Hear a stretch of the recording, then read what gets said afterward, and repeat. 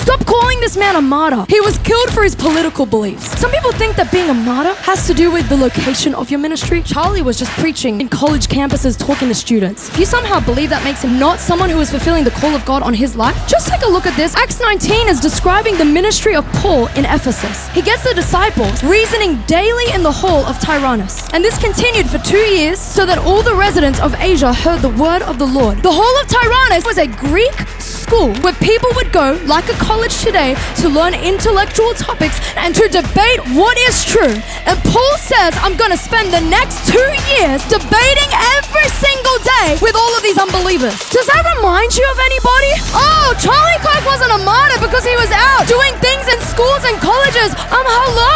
He was doing the work of the Lord. He was imitating Paul. You know what, Paul? It's not very Christ-like of you to debate. You know, if Paul did not spend those 2 years, we wouldn't have verse 10. Because of this, all the residents of Asia heard the word of the Lord, both Jews and Gentiles. If Paul kept the message in the synagogues, all of Asia would not have heard the truth of the gospel. I wonder how many atheists and transgenders, people who hate God, heard the truth because of Charlie Kirk, because he went out into colleges and universities preaching the truth relentlessly every single day. And we need to pick up the mantle and take the word of God out into the center of culture. God didn't give us the word of God to keep in the four walls of the church. How many pastors, if Paul was to have gotten assassinated for causing controversy among the Greeks, how many pastors would have stayed silent?